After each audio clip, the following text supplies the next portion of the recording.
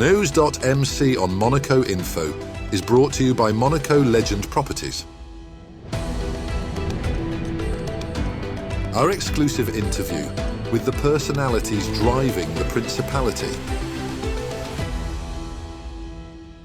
I'm Flavio Briatore. I was born in Cuneo, very close to Monaco, and my first job was a ski teacher. I done it for 1 season. I understand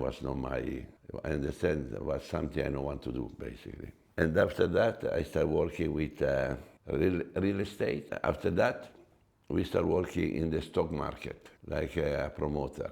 After that, again, I go back in the real estate, and I was quite successful because we discovered Sardinia. Sardinia was discovered in the 65, 67. After that, I moved to one, in the office in Milano, to a broker, and I was start working with the broker for 3-4 years. Was quite successful. At one point, I was inside of the company with other 3 friends of mine with this broker. And we working about just 26, 27, 25. And we start make the first money there, no? Luciano Benetton was always a friend of mine for many, many years. At one point, tell me, why you don't go to United States and open Benetton? You know, I never been there in the fashion business, in the clothing business, and this. But I love New York. New York was the time of the '54, was the time of the big party, the big celebrity, etc., etc. Was very attractive for European people and from me. You know, I never been in the States, etc. So I moved to New York. I was in New York. The beginning was very difficult, very tough. Because the brand Benetton, nobody knows the brand. Everybody asked me if Benetton was French, the spelling, you know. And nobody, difficult to find any location because the people don't know the brand. In America, excluding New York, the location is the shopping center. And the people, just forget it, you know, we don't have location, etc. So Benetton was quite down about this situation. And we walk in Fifth Avenue, 3 o'clock in the morning. And tell me, what can we do to be when no in America? I told Luciano, we need to open 5 shops in Fifth Avenue. I tell like this, you know, like a crazy proposal. Next morning, call me, tell me, Flavio, how much cost to open 5 shops in Fifth Avenue? I told him, I don't know. We take a real estate company, a commercial real estate company, and we look it. So I go see a real estate company, and he tell me to put together 5 shops in Fifth Avenue, because now it's Madison more, but at the time Fifth Avenue was Fifth Avenue. So he tell me at the time it cost about $20 million dollar. Was enormous. You know, $20 million at the time was enormous. I call Luciano, tell Luciano to put all together now, need 6-7 months. You need budgeting with the key money, this and that, plus or minus 20 million. I believe the guy tell me, you completely crazy, ciao, boom. Tell me, no, go ahead. And with the agency, we go ahead and we found, not 5, we found 4 shops. A difference was not found everybody all the shop together, was found one was free in March, another one was free in September, October, November. So in 12 months, all the shop was Benetton, basically. And we start to build in Benetton. Was a lot of problem because we had the union, and I was not familiar with the union. So at one point, what can be done? The moment we take the place, we put the toilet, we put the shower, and we put all the Italian workers sleeping in the place. With this, nobody see the worker in the place stopping us, etc. Because with the money we spend, we need immediately open the shop. Finally, one day, Avenue 46 was already ready, but I want to open the same day to the shop. I take a taxi. I told the guy, can you take me in Benetton 62? Because it was all the open soon, Benetton. He tell me, who's this crazy Benetton? I thought, why? You know, never happened in New York. This guy opened 4 shops in Fifth Avenue. Never happened. I called Luciano, told Luciano, done. After, I have a very good link with the management of Steve Rubel, was the owner of 54. So we like a joke. We open at 6 o'clock and we create a queue in front of the shop. You know, the American, if you see 3 people together, queuing. So all the shop have a 50, 60 people queue. Music inside, the door closed because only every time 10 people in, 10 people there. At this, at one point, the queue was not us anymore. Was the people queuing. One week, the New York Times front page, Fenomeno Benetton. At this point, everybody called me. You remember the people tell me no, we are not interested. Everybody called me, and we opened 750 shops in 7 years. This is and it was very interesting. It was very demanding because we working really, really hard. And myself and another one friend of mine is Antonio Percassi, is the chairman of the Atalanta Football Club. We have about 80 shops, our shop, because the cash flow was so crazy, Benetton. We have the cash flow for open shop. We don't need the capital. So at one point, we decided to sell everything to the group because Benetton want to buy. We theoretically want to sell. We found the right price for both. We sell it, and I stopped working for. I bought a house in the Virgin Island in St. Thomas. For 1 year, I never put the shoes. I was so exhausted about all this. And after that, I came back to New York. I was a very good friend with Donald Trump. And Donald proposed me to go with him to Atlantic City. Was the time he was building all the hotel in Atlantic City. But I don't like it, the environment. I don't like Atlantic City. Atlantic City was really, my dream. I want to stay in New York. With Luciano Benetton, we have always super relation. And one day he called me, tell me, I go to Adelaide. Adelaide is in Australia. Was a Formula One. I never interested in car. I never see Formula One race. I don't know anybody. And I fly to Adelaide and tell me, we come back with the private jet of the Benetton and tell me, it's be nice if you be in charge of Formula One. I told Luciano, I never see a race in my life, what is charge of Formula One. Yeah, but as well, you never see a T-shirt in your life. You know them very well. You know the people, put the people together. And back in New York, I tell, okay, I do it for 6 months. I never been in England myself. So I do it for 6 months like a friendship, because I have a lot with Benetton, Benetton give me a lot. And this we start in the factory. For me, the factory, at the time, the factory was making Formula One. But if it was making any else, it's the same. You're managing people. The final product was always a car. But the car is 3,500 pieces go in the car, 3,500 design go in the car. So my idea was the final product is a car, but it's possible to be anything. We started, after 2 months, I told with Luciano, I believe Formula One is something interesting, but in the way you're doing is a disaster. Because in my year, all these crazy fan of Formula One, the hooligan, management, everybody, and these people really have no interest in to build up the team, but the interest only to go racing, like a tourist. So coming to Treviso, we talk. Arriving in Treviso was all family, the brother, the sister, this all Benetton family. At the time, Benetton was working a lot of billion, was already very, very big corporate. So the Luciano tell me, we have a proposal for you. We give you 30% of the team if you take over the team. And the budget, we give you this, we give you. I remember the budget was 7 or 8 million pounds at the time, but was not enough to racing. So put in all this. Take me 2 weeks to think about. I don't like London. I don't like the place where it was based the Formula One. Every day doing 1 hour and 40 minutes, 1 hour and 40 minutes.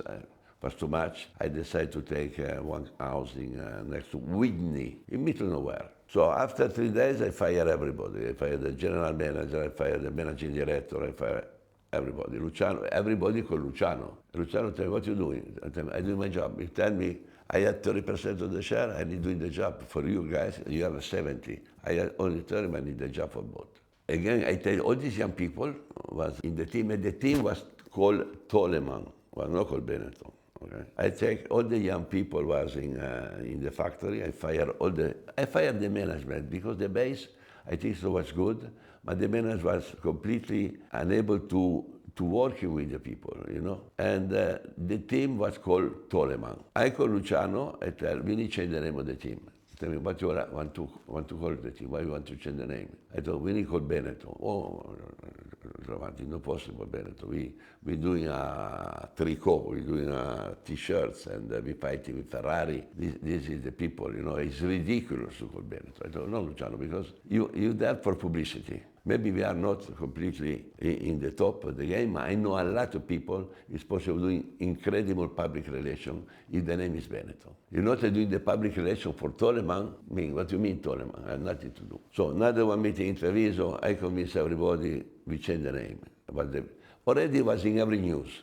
The Toleman was famous because Senna won the race with Toleman. So Benetton drove the name Toleman, now the team is Benetton. The press was not in our side, but at least we are something in the press. And after I started building the team technically and commercially we started inviting all the stars. Formula One was not used to have the star, only mechanic, engineering was inviting Vogue magazine, inviting the best magazine for from fashion, with the best model from Heidi Klum to Naomi Campbell, actor, actress. So during the race we are very bad. Inside of the race, in the paddock, we are the more popular team. So a lot of publicity, etc., etc. And after, little by little, the commercial side and the technical side start go together. And I arrived in 89. In 91, I started looking for a driver. Because we don't had the money to pay driver like Senna, Prost. So I told with my engineer and my people, we need to find somebody young one to grow in with us. Guys, you go to see every race, Group C, Formula 2, Formula 3, Formula 4, all the race. And every Tuesday I want a report. After 2 months, I had the report. It was Sauber of the team with Wedlinger, Frentzen, Schumacher, another one guy, I forget the name, all German. And everybody tell me, this is the guys strong in this moment, but very young. At the time, Formula One, you are in Formula One 28, 29. So young is the people, 17. You don't have the permit to drive in the normal car. So my think about maybe it's the way to change. I called Peter Sauber. I told Peter, we're looking for these 3 guys we have in Group C. Between Frentzen, Wedlinger, and Schumacher, who's the strong one? Frentzen. And it was finished like that. I started talking with Frentzen. And at one point, there was the accident in London. Gachot was a driver from the Jordan, had the fight with the police, was put in jail before Silverstone. So Jordan have before Spa, sorry. Jordan have no driver at this point, so only one driver. We arrive in Spa, and everybody tell me, Schumacher, the guy you're looking for? I said, yeah, he's driving for Jordan. So what do you mean driving for Jordan? Yes, because it's one race, Gachot is in jail, the federation authorized to have the license for one day. So he done very good qualify. In the race, 2 laps at the accident, out. I called the manager, the name was Willy Weber. I called the manager but everybody understand the guy was astronomical. First day in the car, never driving Formula One, and fitting in the car, the fit in the car was not really perfect, etc., etc. So at one point with Willy, we sitting together and we signed the contract, 5 years contract with Benetton. And again, you have a problem because Jordan put in the contract, if he no sign in 2 months for one Formula One team, Schumi, he go back to Jordan. And Willy, he pay €1 million, because at the time, the driver have the sponsor, he pay for the driver, etc., etc. So the time was very short, the championship was just in the end. And I talk with Benetton about, I need this guy. Luciano tell me, who's Schumacher? Tell me, is the son of the goalkeeper? I don't know, in Germany, Schumacher was a goalkeeper. I don't know, I don't think so, because I see the father is like 1 meter 40. I don't think so he's a goalkeeper, So we signed to sign the deal, and he fired one driver, because I have 2 drivers. And the driver I want to fire is called Moreno, as a Brazilian guy. I told with Moreno, look, you have another 4 races to go. I not renew the contract for next year, But if you stop, you tell, I don't know, I break my legs, I do fishing or stuff like that, I give the F40. The F40 was the Ferrari, because I just buy this Ferrari from Nigel Mansell. And the F40 was working close to 1 million, 600,000, 500,000. I explained the story. I want to put Schumacher in the car, him representing the future. You want to go Formula Indy next year, you take this money, you go. He told me, I need to go with my wife. So the wife said no, I fired him anyway. I had a big problem with the George in Monza, this and that. So we put Schumacher in the car. But before put Schumacher in the car, we need to have the test. We said that the car in Pembury in UK, North London, and the day Schumi testing was very wet, freezing, horrible wet. So he started the test. At the time, we don't have all the mechanisms we have now, you know. And I called Pat Simmons and told out the guy. After 2 laps, he made the record of the track done by Damon Hill, Sunny Day. I told him, what difference is between Sunny Day and now? 2 seconds. So you want to tell me this guy is 2 seconds quicker than Damon? And we started this. We put in the car. In 1994, we won the first championship. In 1995, we won the double championship. And 1995, 6, 7, Schumi is coming to me, tell me, my dream is driving Ferrari. We discussed. We won 4 championships with Benetton. You know, we are in the top of the world. You know, winning 4 or 5 for us made no difference. Important was winning the first. So we found a financial agreement with Ferrari, and he moved to Ferrari. And Gerhard Berger is moving, Jean Alesi is moving to us.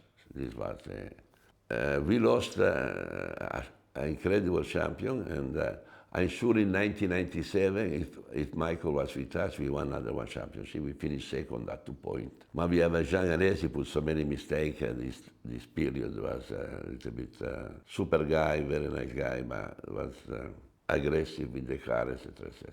After that, for me, Formula One was a little bit quite boring. We're controlling 70% of the driver. I have the FB management. Michael steering in the company. We have Jean Alesi, we have Fisichella, we have Johnny Albert. We have a 30-40 driver inside of the company. But this was not the fun. So one day I called Luciano and told Luciano, why you don't put your son next to me? And you buy the team, you pay me my 30%. I want to stop for 2-3 years doing nothing. And this will happen. So we see the son. I know the son was crazy about coming to Formula One. I anticipate him because you know when you have the son of the boss involved, it's better you go. If you are a manager, the first rule, just walk away. That's all for today. Thank you for watching News.mc, your English rendezvous on Monaco Info. Discover more interviews and stories on our websites, news.mc and monacoinfo.com. Part 2 of this interview is available on our websites. This show was brought to you by Monaco Legend Properties.